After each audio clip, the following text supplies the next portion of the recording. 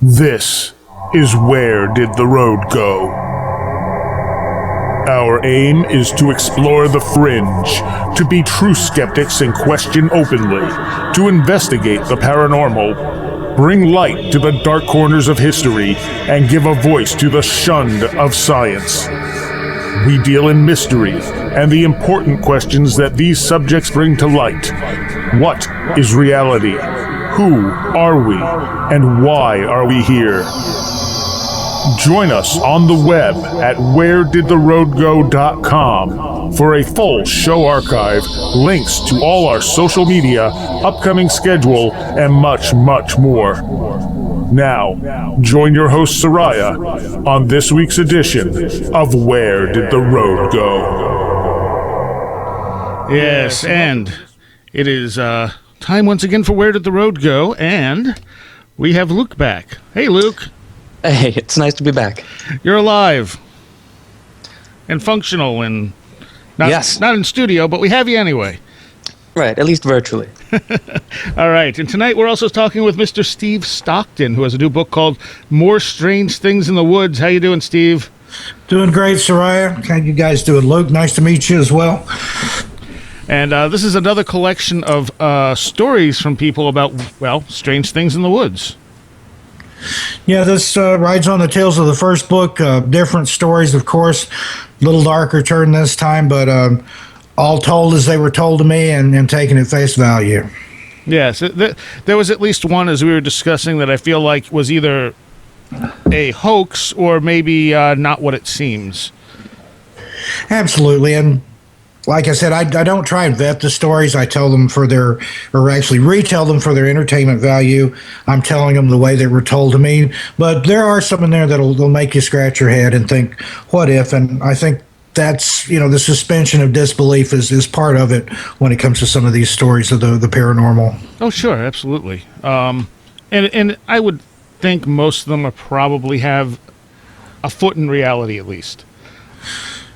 Yeah, the majority of people, I think, are sincere in the telling of the tale, but like you said, it may have been something other than it seemed to them. They're telling it the way they remember it. Whether that's accurate or not, therein lies the rub. So Right. It could be. The one we were talking about was an alien abduction one, and it seems very, to me, at odds with any experience anyone's ever had with alien abduction. However, it seems like it could have been sleep paralysis. Yeah, absolutely. That was a young girl that I knew and worked with in Las Vegas when I lived there, and she was very sincere. I have no doubt that she had some sort of encounter, and it kind of changed her fundamentally, the way she looked at things and approached things. But again, whether it really happened the way she states it there in the story or not, I can't really say. Right. All right. Well, let's have you tell a few of these. Let's start with the vanished calf. I think this is the first or second story in your book, isn't it? Yeah, that's the lead-off story of the first book. That's a guy that I know that lives in North Carolina, or did live there, and had an uncle that had a farm there at the time. And this is actually my friend telling the uncle's story. But the uncle had a calf. This was a small farm, so one calf can make a difference if you've only got two or three. Make a long story short, the calf goes missing. The uncle looks for it high and low, can't find it anywhere. And it's a calf. It's not that large, not that small. Wouldn't think it'd be something that you could easily misplace. Or right. If a predator got it, there would be some evidence of blood or hair or something left over. Can't find anything. And then later that night, he's awakened at like 3 a.m. and he hears what he thinks is the calf. Goes out to look for it. About the time he gets halfway to where he thinks the sound is, the sound stops. He stops for a minute, kind of listens, hears the sound again, coming from a different direction, totally opposite direction, farther away. And he follows this sound around for a little while, and he finally gets the idea that something is trying to lure him as far away from the homestead, from the farm as possible, and that he does notice some strange lights and things off in the woods, kind of in the area where it seems to be leading him to. Well, he hears almost like voices. In the story, it was described as like a 33 RPM phonograph record being played at 45. So weird, high-pitched, garbled kind of talking. This kind of scares him, and he goes back. Just, forget it, you can have the calf. the next day goes out and looks in the area where this happened and found, so he's described it as totally round footprints. I think the words he used was as round as a pie plate, and no sign of the calf or anything. So he didn't really say as much, but he kind of alluded to it as possibly some sort of UFO or extraterrestrial experience, especially because of the round prints in the pattern of 3 that the uncle had found. It also makes me think of some of David Paulides' stories where you'll hear, someone scream and you hear them a distance away, and then they're gone. Or, where you hear someone but you can't find them. Yeah, absolutely. David Paulides has referenced several like that, where they're searching for the person can hear them calling for him, he's answering back, they can hear him, but it's like there's some sort of, almost like an interdimensional warp or something there that prevents one party from seeing the other. Yeah. And who knows? To ponder. Yeah. And I like that one because that just defines high strangeness there. Let's go on to the ghostly school bus. Yeah, that's another really weird one. That one happened in Ohio in an abandoned stone quarry. This wasn't somebody I knew that well, but like a friend of a friend, so was introduced to him that way.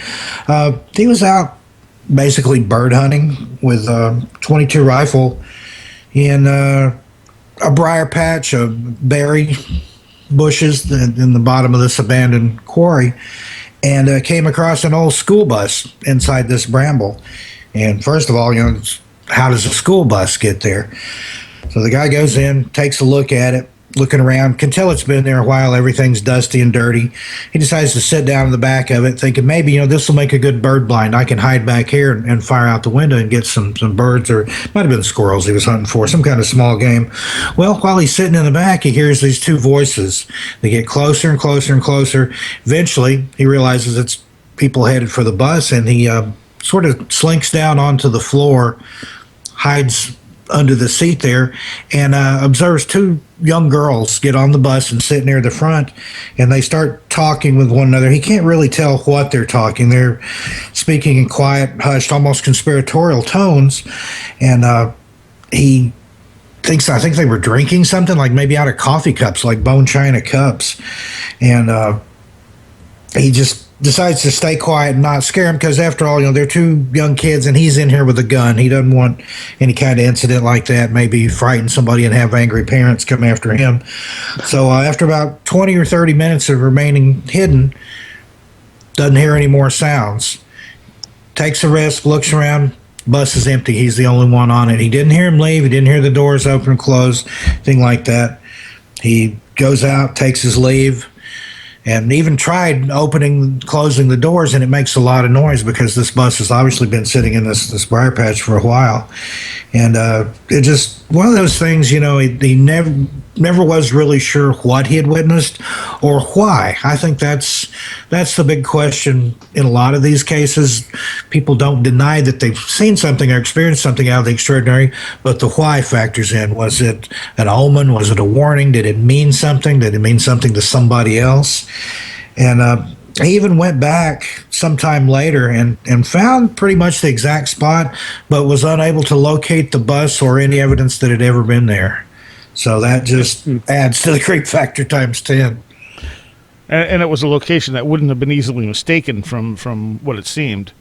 Yeah, quarry, it could be rather large, but finding a school bus in one, it's going to be easier than finding a needle in a haystack. But he looked it over closely and just, it wasn't there anymore. Obviously, somebody could have dragged it out, done something with it. Odd that it was there in the first place, and even odder that it disappeared. Yeah, that's Mm-hmm. Okay, let's move on to ball lightning, because I always find ball lightning itself very interesting.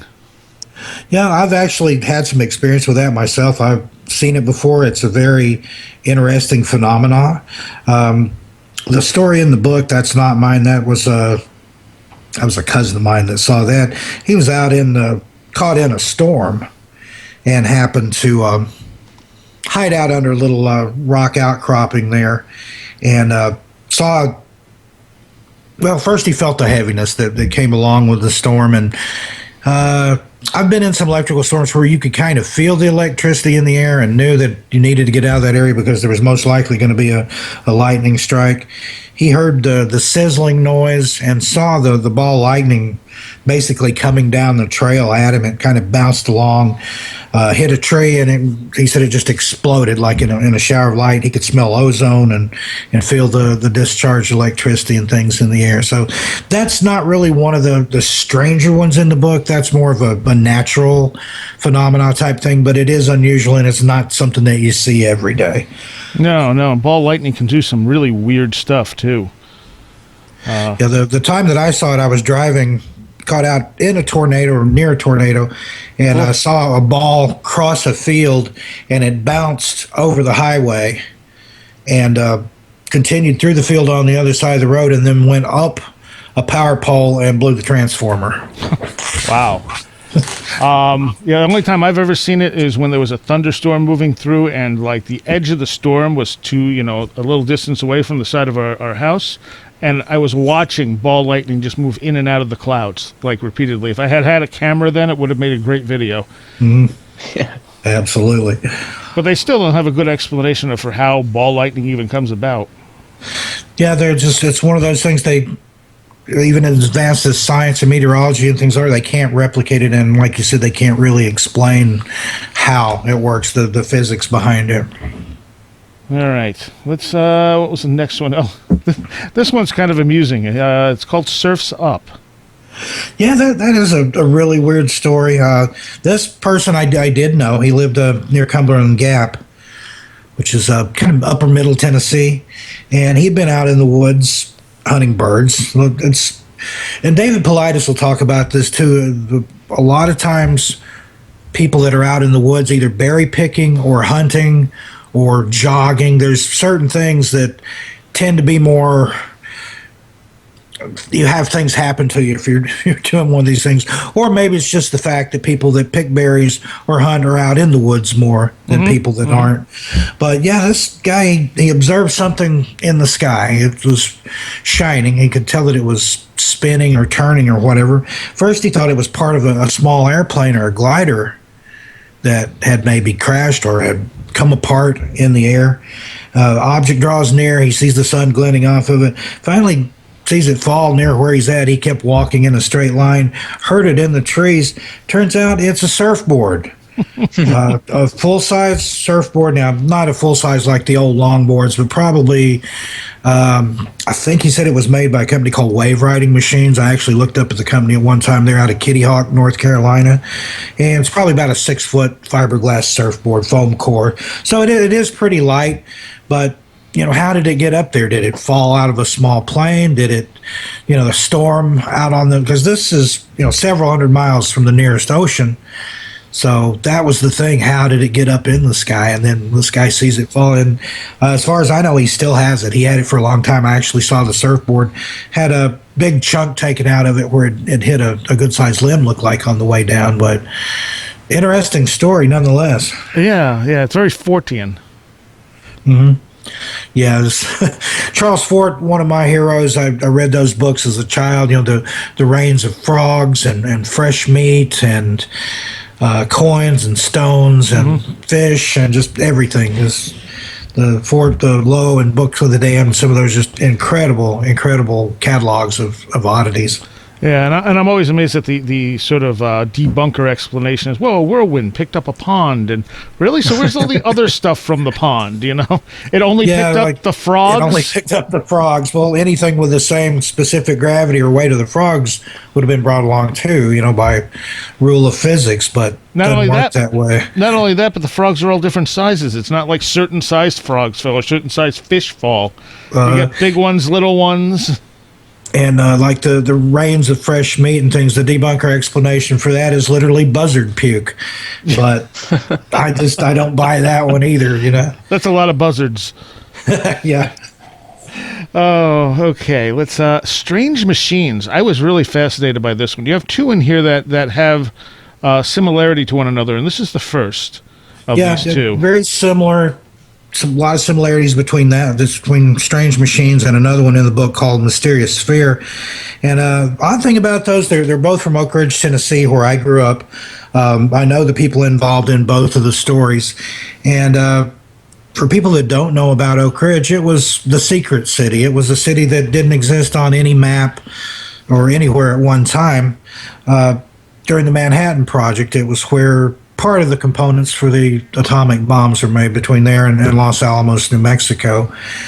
And at one time, probably in the 60s, early 70s, Oak Ridge had the highest PhD per capita of anywhere in the country. So you had a lot of rocket heads and gearheads and nuclear people and physics people and stuff. So that's probably what makes it from being so unusual. You think about a lot of those people, either whether they were working for the government or under contract or maybe just inventing on their own, there were probably some strange things being tossed about and bandied about and tried out. But in both instances, they saw some sort of metallic, almost robot-like devices. The first one, the Strange Machines, that was in a field across on the other side of the river or the lake there. And they could never see anybody controlling them or tell specifically what the machines were doing other than moving around what appeared to be an autonomous faction. And the second one, the sphere, it was very similar. A metallic sphere about a foot and a half, 2 feet across, perfectly round, made out of spun aluminum or metal, that also would roll up to the edge of the lake, and then like it would see the water and then roll back the other direction. Again, no visible wires, antenna, anybody holding a remote control or anything. So that one, other than it was Oak Ridge and they developed a lot of nuclear weapons and other technologies out there, other than that, I have no possible explanation for those. Now, the first one, if I remember right, the things were actually looked, he said, rusty and old, whereas the second one, they were newer. Yeah, the second one, the sphere, it was like spun aluminum, so there wouldn't have been any rust on it. But yeah, the other one, it looked like that had been made for a while, that they were, like I said, rust colored or maybe even primered, like the auto body primer or something. And he wasn't sure if that was just to make them less visible or if it was actually, leftover parts that somebody was using to build these monstrosities. And again, this was decades before Robot Wars or any of the TV shows or anything like that, where people knowingly did this, as far as I understand. But again, who knows if it's a lone inventor making these crazy gadgets or if it was some sort of government technology being tested. What was the time frame on these stories? This would have been like probably, I'm thinking 60s, late 60s to late 70s, maybe early 80s. So within the time frame that the government might have been working on something like this. Yes, absolutely. Because if we're doing it a couple decades later, they had the technology back then. Whether they were doing it or not, who knows? And we've never seen anything out of the government like that. Mm-hmm. The only thing I can think of, there is a company there in Oak Ridge. It's probably 2 or 3 miles from where the Strange Machine incident happened. It's called, I'm not sure how it's pronounced. It's either Remotech or Remote Tech. And they make like these, the robots that law enforcement uses that have things like FLIR on them, infrared, and shotguns and tasers and things like that. So with this being in close proximity to where they actually make stuff like that, it could have been something they were testing out. But I don't really think, if it were in the 60s, I don't think Remotech was there at the time. I think they didn't come around till probably late 70s, early 80s. But who knows, maybe the founder started out there in the field. Yeah, well, it could be. Any thoughts, Luke? No, these are very interesting stories. Could you tell the one about the Mothman? Okay, the giant eyes. That's always an interesting one. Yeah, I've always had an interest in Mothman, and in fact, I think the Mothman, the celebration, the festival that they have up there in Point Pleasant, West Virginia, I think it may even be this weekend. Really? It's sometime around this time of year when they have it. But yeah, that was somebody that I actually knew. They had been up in the Jefferson National Forest, part of the Appalachian Trail, a comes through there in Damascus. And they were out hiking, probably in an area that they weren't supposed to be in. A lot of that, it does happen. There's designated camp areas, and then there's other people that think, oh, I'll camp here. If they find me, they'll tell me to move. Forests are a big place, so you might get away with it, you might not. But, they were camping in, like I said, probably not a place they were supposed to be camping in. They hear something scratching, trying to get in the tent.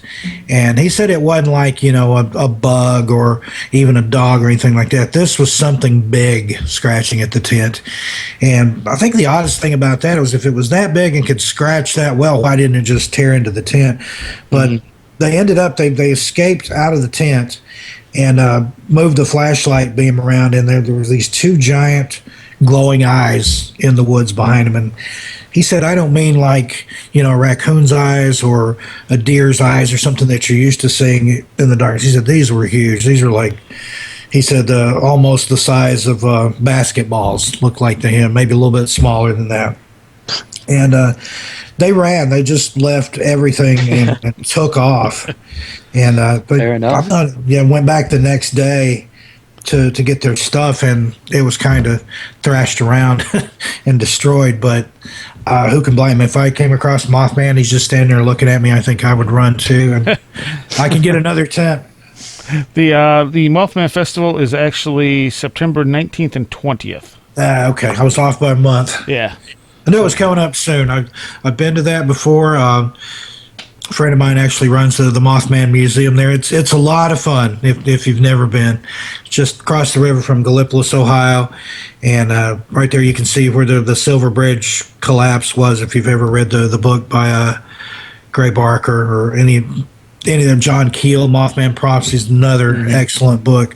But that's one of the most fascinating cryptids or cryptozoological hominids to me is the Mothman, and just that whole case with the bridge and the curse and everything that went on there with that. And I don't think that's finished yet. I think there'll be more to come in the Mothman story. Well, time will tell, definitely. But there are also reports of other red-eyed monsters, as Keel called them, where different, cryptids and stuff would have red eyes. I think that's how he separated out, like, the cases of paranormal cryptids versus maybe flesh and blood cryptids. Is the red-eyed monsters, he thought, I think, were a little more morphic. Yeah. I think in his findings it was the normal animals, the dogs, cats, feral animals and things like that tend to have more of a yellow or greener cast, whereas the red things tend to be more like something like Mothman or Bigfoot or something that there wasn't a scientific explanation for. Yeah, and they also seem to actually glow rather than just reflect light. Yeah. So, but that's definitely an interesting story. And I've heard of Bigfoot encounters where they would see the red glowing eyes as well. Yeah. How did you get into collecting these stories? Well, basically, I was a late in life baby for my parents and was unexpected. I have one brother who's 17 years older than I am. So basically, by the time I was cognizant, he was already grown, married, moved out of the house, and I was raised as an only. Well, my parents being so much older than like other kids' parents my age, they had older people that they would go and visit, senior citizens and things. They were their friends. So I would tag along, and unlike most kids where, if their parents went to visit, there would be kids their age. There was nobody my age to talk to or play with or anything. So I would sit with the grown-ups, and then when I could get a word in, say, hey, do you know any cool stories, anything weird, anything creepy, anything strange? Because I always had a love for the paranormal. I had my first paranormal experience when I was 6 years old, and it just kind of gave me a taste of it for life. And so anytime we go visit somebody, especially if it was people that we hadn't visited before, do you know any ghost stories? Has anything weird ever happened around here? And some people were kind of put off by that. It's not something everybody's comfortable talking about, mainly for fear of ridicule. Yeah. But I also found that once you got them talking about it and you saw that sincerity, and especially when they found out that you weren't going to laugh at them or judge them, then it would flow out, and they would, it was a great thing. Yeah, and I think the majority of people, when they tell these stories, genuinely believe them. It may not end up being what they thought it was, but the story itself, I think, is told with a sense of honesty more often than not. Yeah, absolutely. I mean, these were sober and somber people that had no reason to try to, sell me a bill of goods. And like I said, a lot of times they were reticent to talk about it. You had to kind of drag it out of them a little bit. But once they got going, but yeah, I think you're right. It's just, and something else I've found is that pretty much everybody has had some sort of experience that they can't describe, or that they can't describe, why it happened or what happened. Right. And some are more willing to talk about it than others. Yeah, and it seems like some people are prone to multiple experiences. Luke, you said you had pretty much one that you can really cite as being odd, right? Yeah, just about one. And that's after following a bunch of paranormal teams around. Yeah, I had the opportunity, just was never in the right place, apparently. Yeah, sometimes it seems like the harder you look for it, the farther it is. I mean, me personally, I'd love to have a Bigfoot sighting. I've traveled all over the Appalachian Trail. Now I'm out in the Pacific Northwest. I've been out here about 5 years. Haven't seen anything, and I've looked. I mean, it's not for not looking.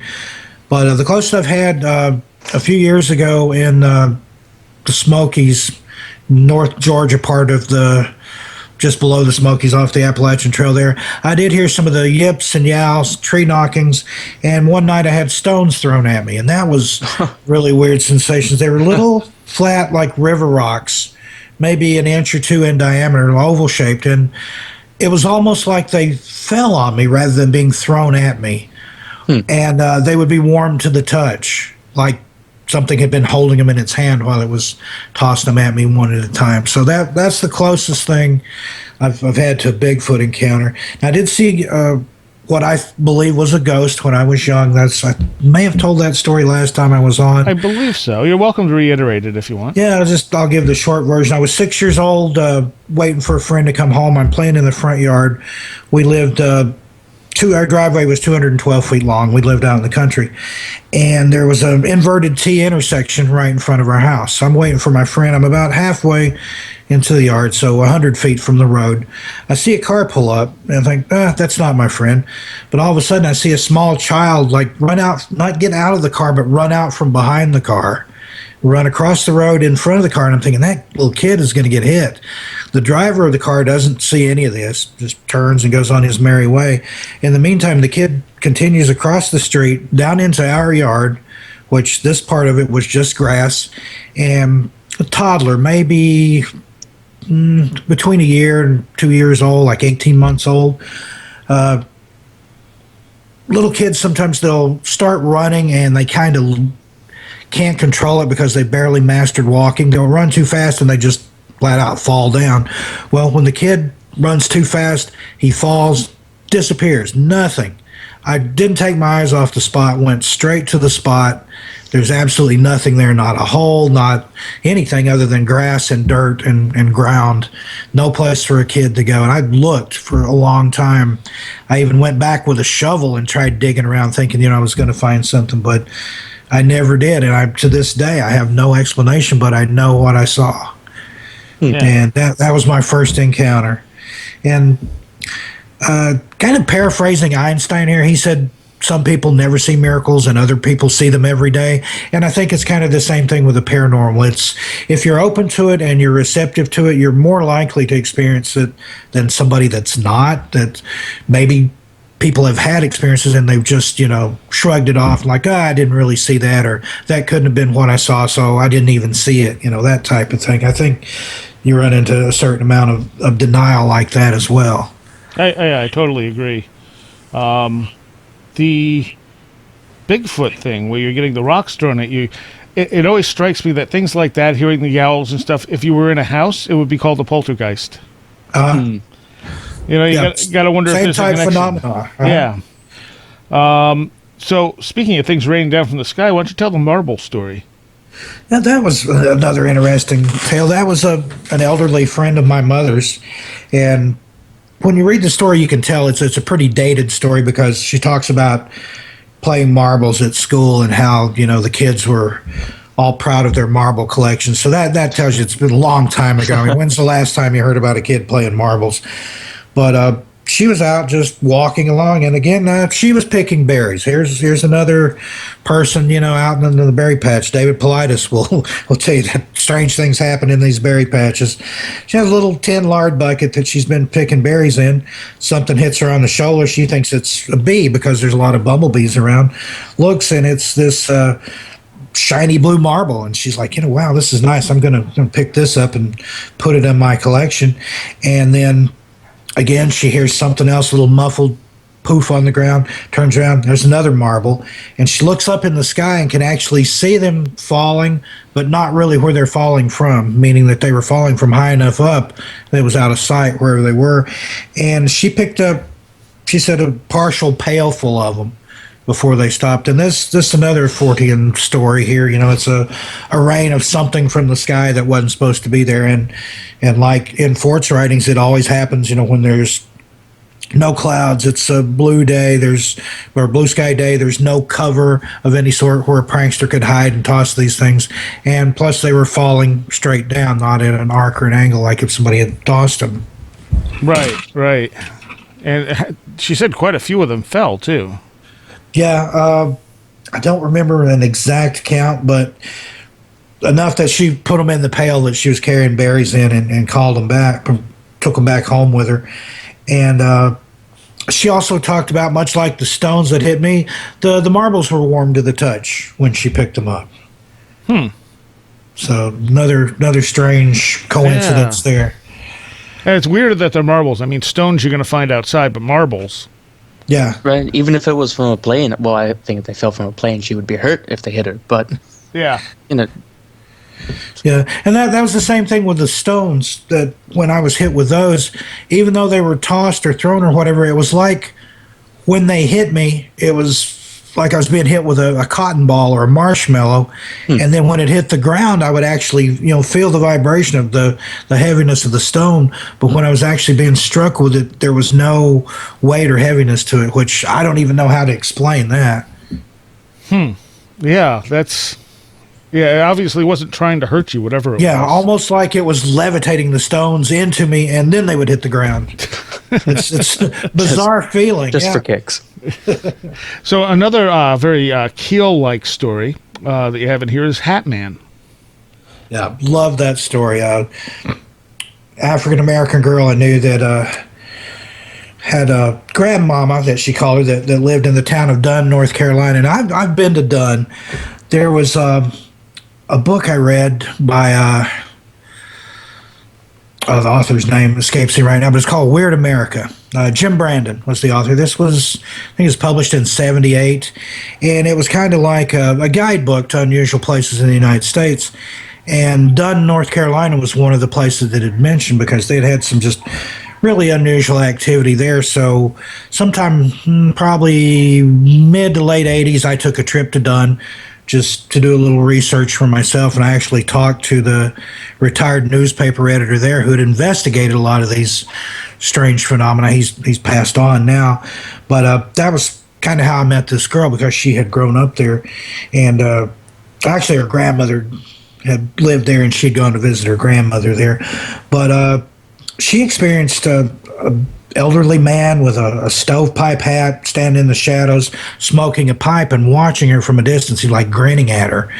And this would have been probably in the mid to late 60s. She was just a little girl, so it scared her. I mean, this was before we had, as much child abduction and stranger danger and all that, but it still was unsettling enough for her that she ran in and told her grandmother and her aunties all about this man standing out there. Well, turns out that this person that she saw is a character from voodoo mythology named as Guide. I think that's how you pronounce it, Guede. And the aunties and the grandmom were scared, because Guide actually comes to take people. He takes children, puts them in a sack, and carries them away, as the legend goes. So they actually through the practicing of these African religions, knew how to bind him up and dispel him. So they did whatever they needed to do and put out an offering for him to appease him so he would leave the little girl alone. And that's the way the story ends. She's like, it must have worked like a charm because I haven't had an encounter with him since. And you know, again, it that shows you like how people interpret it based on how they've grown up, what their belief system is. Because when, you know, John Keel or someone like that was seeing it around UFO activity, obviously It was a man in black, yeah. Yeah, Man in Black, or they were connected to aliens in some other way. Yeah. Or in some of the other cultures, I spent a year in the Philippines back in the early 2000s. They had a similar character there. I think it's called a capre. And it was an elderly man that smoked a pipe, and he would hide in a stand of not magnolia trees, but mahogany trees, which was indigenous to there. And again, if you were a kid and you saw him, you better get in the house. And they had kind of their own superstitions and folklores. The place where I lived there for a year, I had a housekeeper, and she would always lock the windows at night. And I'm like, why do you do this? I want the cool air to come in. She's like, no, there are witches in the trees. And she was serious. She was convinced, and she was from the province, from out in the jungle, and didn't have that much of an education, but she honestly believed that there were witches in the trees. And they have ghosts in their culture. It's multos, and then they have their version of a vampire, which is called an aswang, which it separates at the waist. The top half flies off and drinks people's blood with its tongue, and then it has to join with its lower half before morning, or it dies, like in our vampire stories here.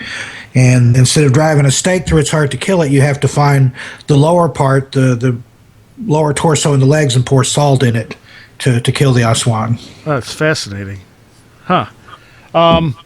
You know, you got to wonder if these things are maybe morphic in the sense that our beliefs and stuff shape what they look like. How much of these things become shaped just because of that? Like, the more people that believe in it, then these experiences just get reinforced. As, you know, they experience it more and more, and it takes that definitive form to it, even though that may not have been the original form it had. Yeah, I've read some studies about that where they've taken an idea or a thought form, and so many people have thought about it and talked about it and concentrated on it that it's actually taken shape, and there have been sightings and things like some of the internet, the creepypastas like Slender Man. Yeah. I mean, that started out as something made up, but as time goes on, now there are people claiming to have actual sightings of him. And there's a couple of 12-year-old girls that are up on a murder rap because they killed one of their playmates to appease Slender Man. So, oh, that's right. I forgot about that. it gets pretty strange. And kind of the same with Bigfoot. You know, that crosses all cultural barriers. Every society, every country, every culture, and even different parts of the country have their version of Bigfoot. Where there's the Yeti, like down south of Florida here, you've got the skunk ape. In Australia, you've got the Yowie. In Tibet, you've got the abominable snowman. It's just, it crosses all cultural boundaries. So that makes you wonder about that one. Is there more to that, and it's different people's interpretation of it, or is it different strains or genus or whatever of the same creature that's just adapted to wherever it lives and has different appearance? Yeah, exactly. Let's see. Let's go into let's do the man in the tree. This one's pretty creepy. Yeah, that's another female story. I really like it when I get stories from my female readers, because just something about them, they tend to be scarier, I think, than some of the guys, the stories the guys tell, because the guys always put that bravado in there where the girls are like, you know, I was scared to the point that I was going to wet my pants. So I love to hear these. But this one, this girl, she had gone to Ohio for the summer. Her parents had inherited a dairy farm near a little town up there called Centerville, which I've actually passed through when I was a kid.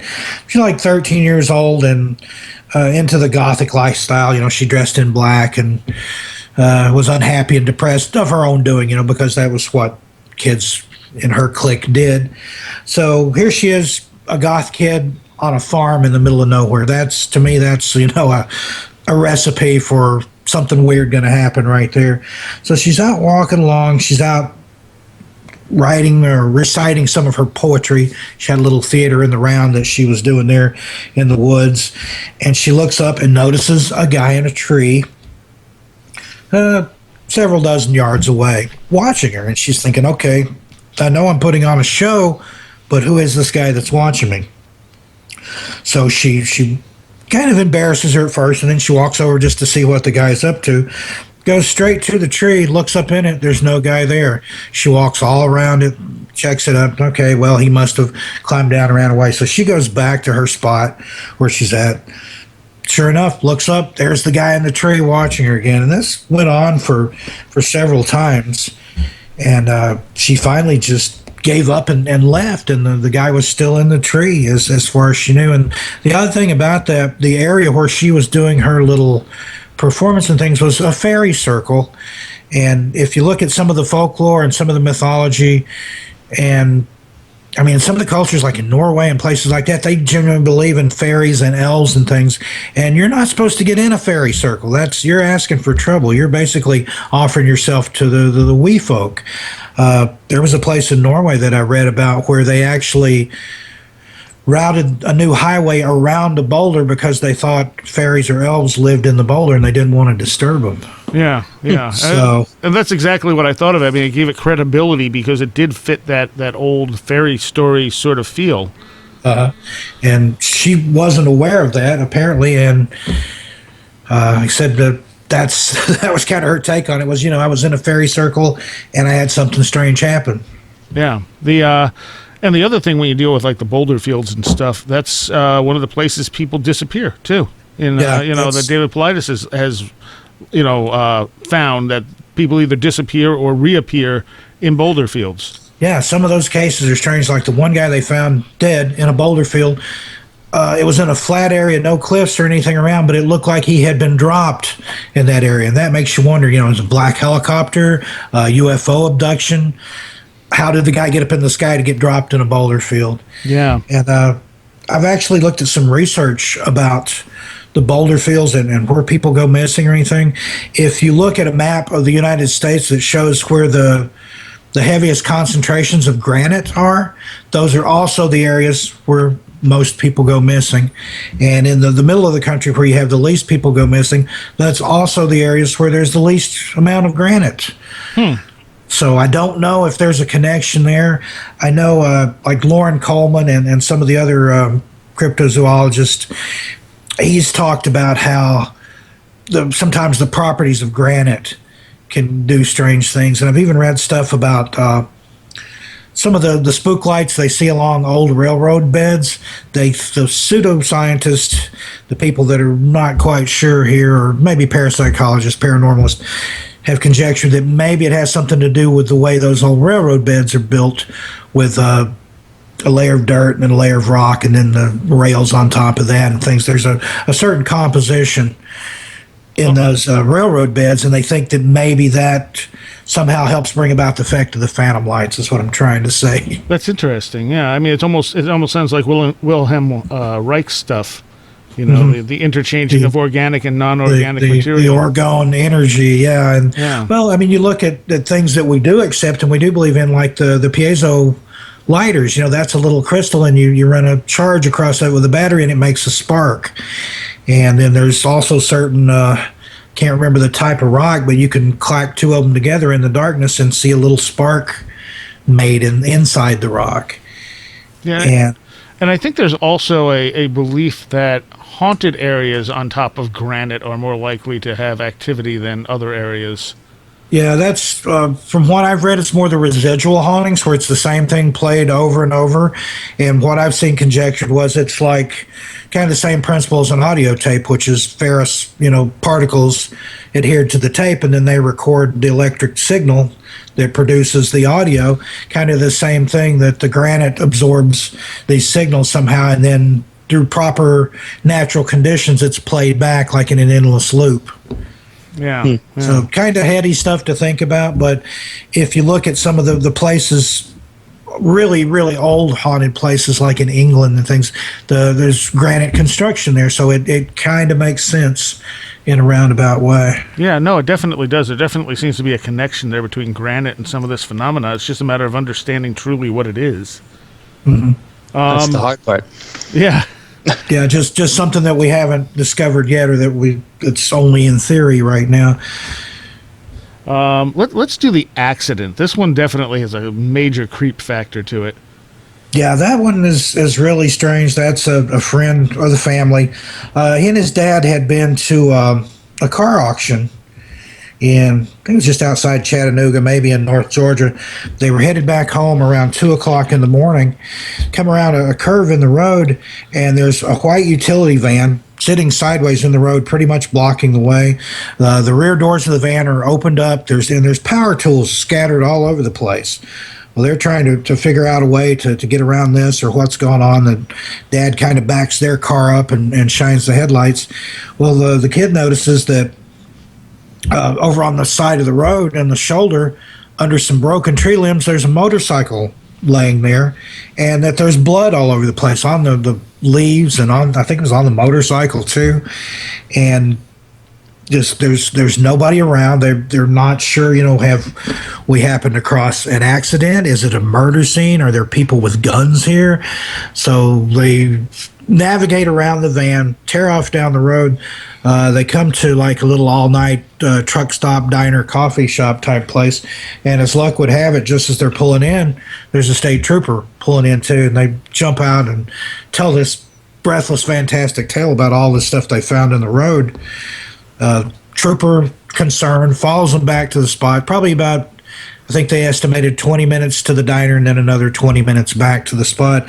Well, they get to the spot in the road, and the kid had even still had blood on his hand that he showed the trooper that he'd got off the leaves next to the motorcycle. They get back to the area, find the curve in the road. The van's gone, the motorcycle's gone, the tools are gone.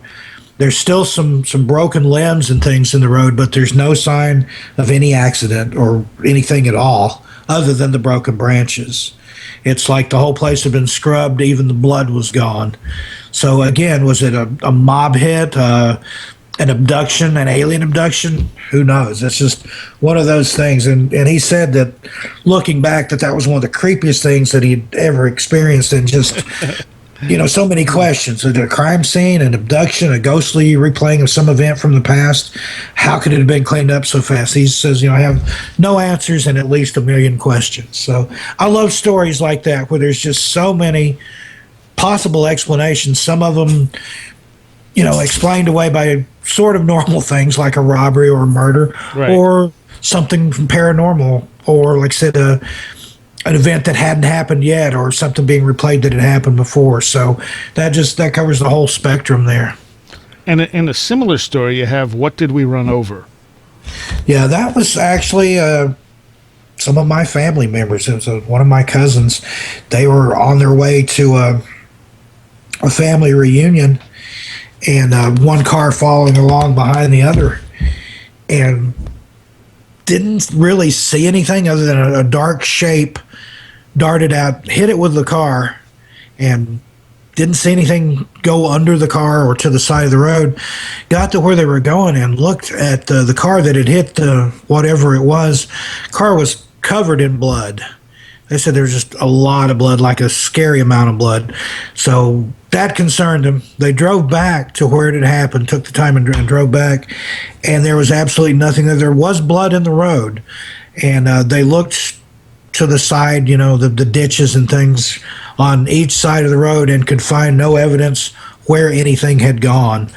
And their cousin said that he thought it was like maybe the shape of a big cat or a panther, or then I know this sounds really weird, or a man in a wetsuit crawling across the road. So that was kind of the little glimpse he got. He was in the following car, not the lead car. But it happened so quick, and whatever it was absolutely natural because it had blood, but what it was and where it went to, they never found out.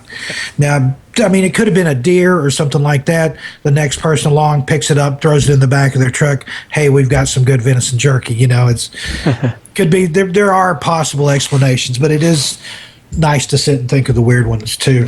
Well, the thing there too is, I mean, I've hit, unfortunately, a number of deer, and there's generally not 2 tons of blood unless you're hitting them with like a tractor trailer. Yeah. So it definitely is a little odd that there was so much blood involved, especially if we're not doing any real damage to the car. Yeah, just basically the blood had splashed upon the car. And I've seen deers like destroy a car. I've seen cars that were totaled by hitting a deer. So A number of mine have been. whatever it was soft and full of blood. So that sounds creepy right there. Sounds like a Lovecraft tale. Yeah, definitely. Let's see. We got a few more here that I wanted to go over. Yamacraw was interesting. Now that's a very interesting one. I've actually been to Yamacraw. In that area of southeastern Kentucky, the Big South Fork National Park is there, and Yamacraw was an old mining town. Not sure when it was founded, probably around the turn of the last century, and then they shut it down like in the 50s or 60s, and when the mine played out and then bulldozed all those houses up there. But it was literally a company town. The railroad went through there. The miners worked in the mine, and they were paid in script, which is like coin that the mine minted themselves. So they had you coming and going. You worked for the mine. They paid you with this funny money that was only good in the company store. They rented your house to you, and all this. So it was basically you're working for them and paying them for the privilege too. Right. And then when the company went out of business, the mine went bust. They bulldozed all that. I think the Army Corps of Engineers came in there and pushed it all down. It's actually a scenic area now. They have a trail that's been built through there in the last probably 5-10 years or so. That's a bike trail. If you go on YouTube and search for Yamacraw, you can see people riding dirt bikes through there, or bicycles. But this guy at the time, it was just grown up ruins. I think they probably pulled up the rails and sold those for scrap, but the railroad bed was there. And here we are, talking about a railroad bed. Well, here's something that happened right along an old railroad bed. Guy and girl were back in there hiking, and it got dark on them, so they were just going to kind of chill out. And might have been going to camp or something back there. But anyway, they didn't have a fire or anything, and they heard voices coming up they were camped in the old foundation of a house, and I heard voices coming up the railroad bed, and so they stayed quiet, stayed down where they couldn't see anything, heard the voices come right up to where they were and then continue right on by them, and they're like peeking over the stones of this foundation, and there's nothing there. And so there's absolutely nobody. You couldn't hear footfalls or twigs or rocks, or if you're walking in a railroad bed, there's big hunks of gravel there, it's going to make noise. There was no real noise like that. It was just the voices were the most noise. Passed them up and went right on down the holler, he said, into the Yeah. And I've had... Are you still there? Yeah. Okay.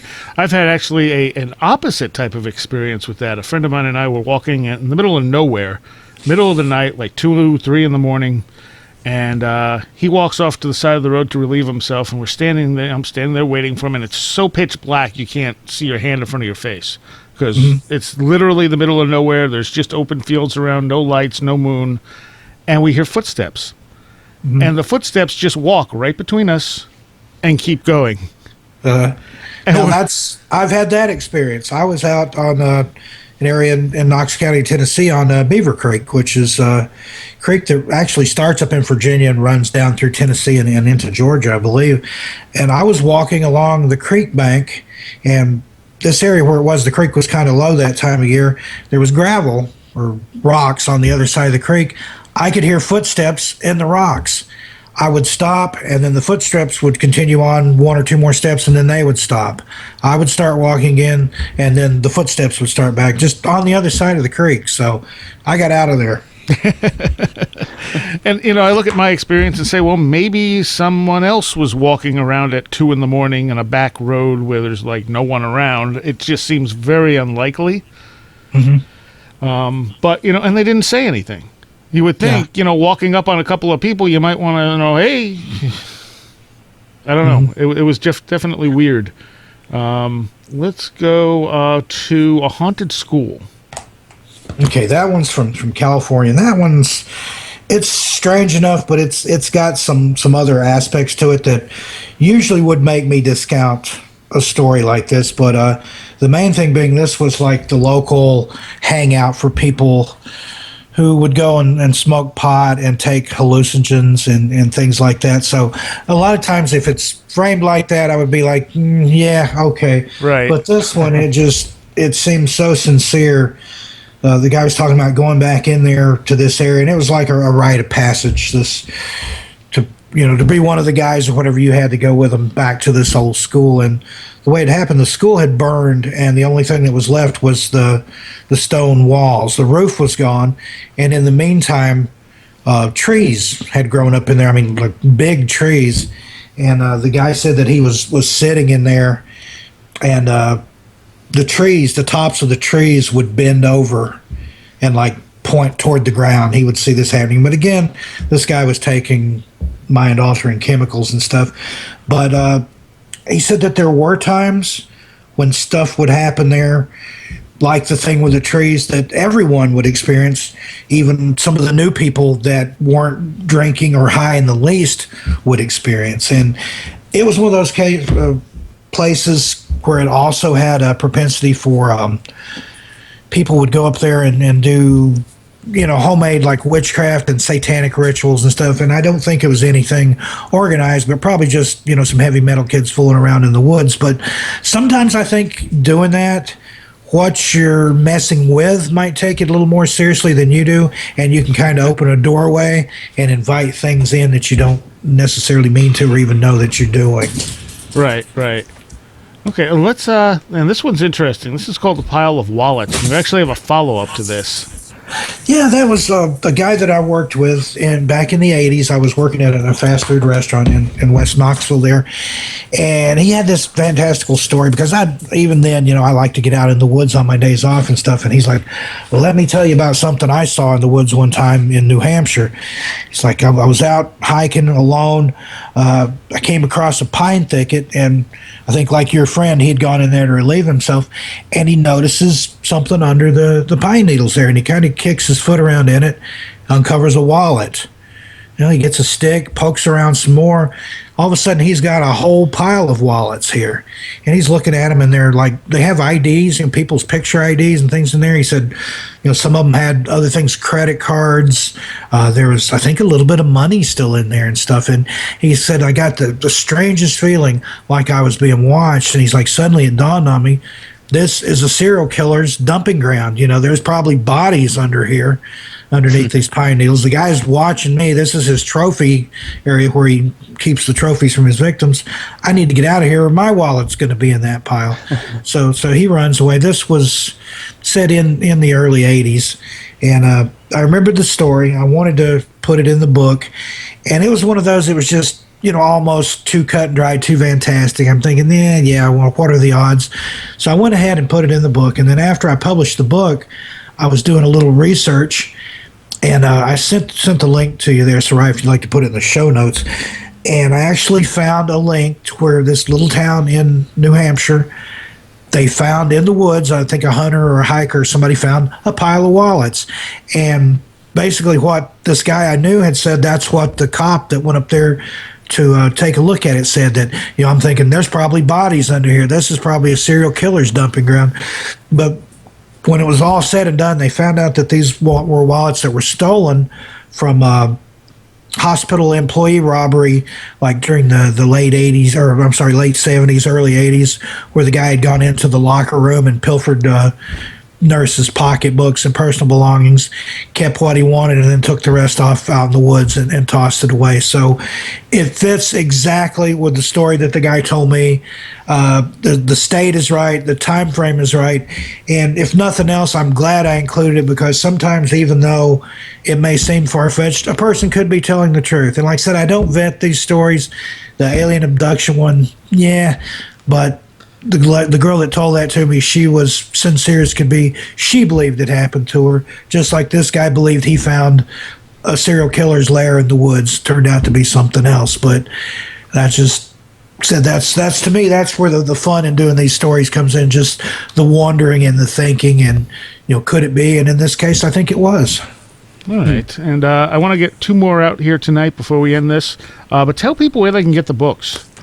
Okay, right now the books are available exclusively on Amazon as Kindle ebooks. Just go to Amazon and search for Steve Stockton or Strange Things in the Woods. Be on there. The first book, Strange Things in the Woods, and then the second book, amazing title of More Strange Things in the Woods. I didn't really know what else to call it. And also, I'm on social media. I'm on Facebook. You can find me there. I'm friends with anybody. I'm on Twitter, @ strange and odd, all one word. And my email address is in all my books. Coming up, I'm going to have them in paperback through CreateSpace. I've almost got the second set of files done.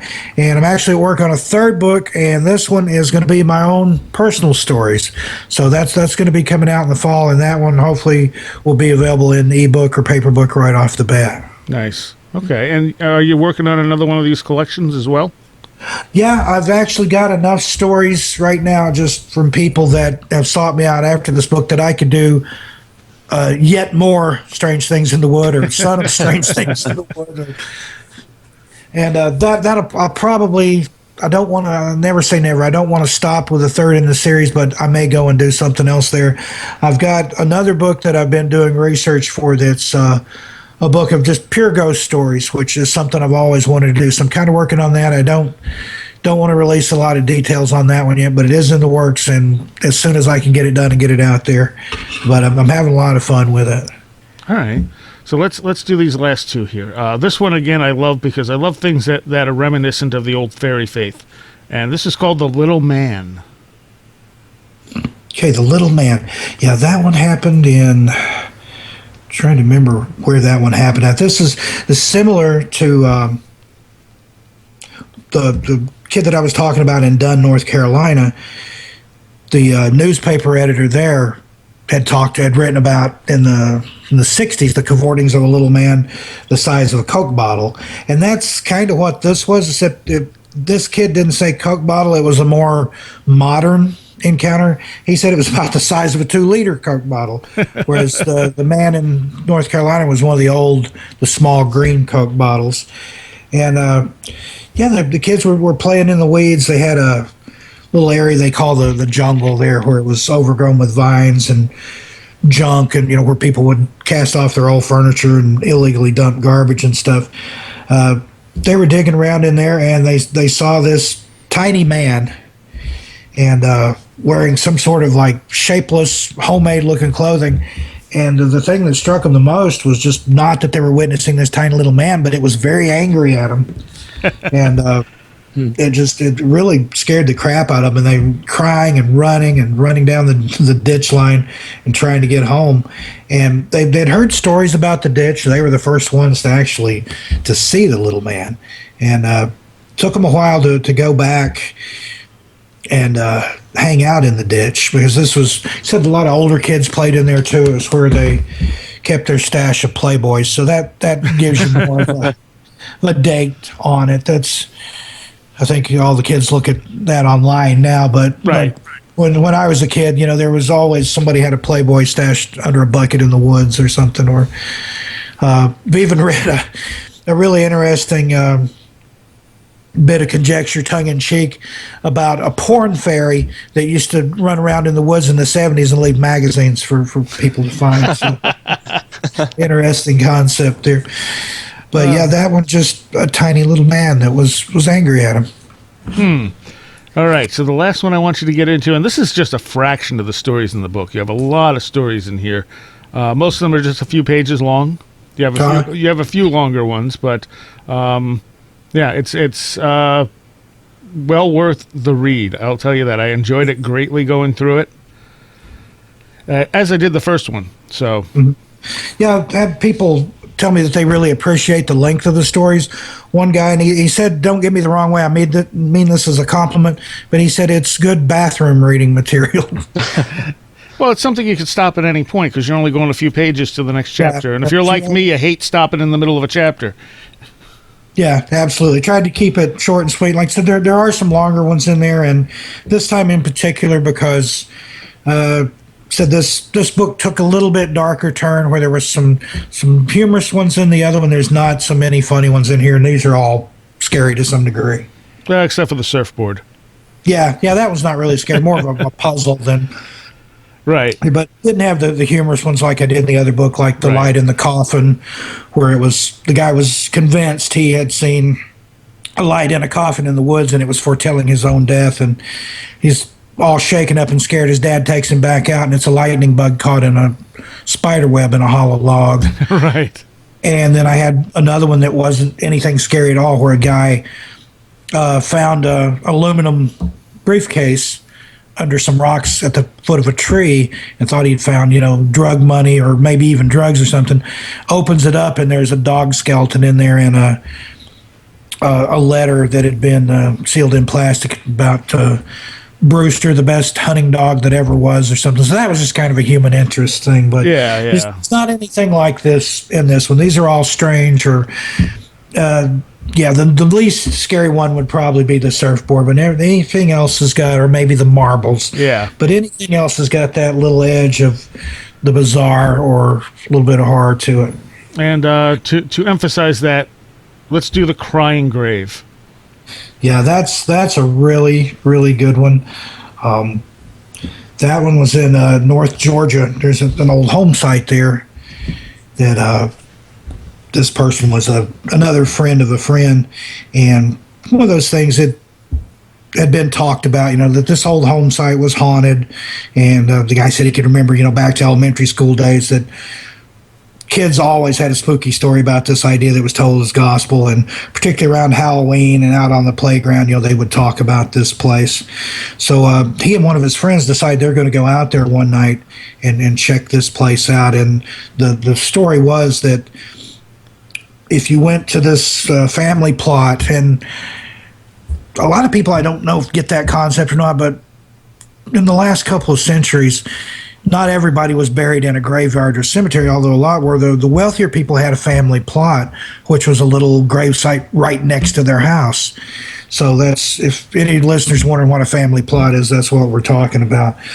So the story was that you go to this grave at a certain time of night or a certain time of the year, you can hear the sound of either a woman or a young girl weeping. So the two guys get together, synchronize their stories. One says he's spending the night with the other.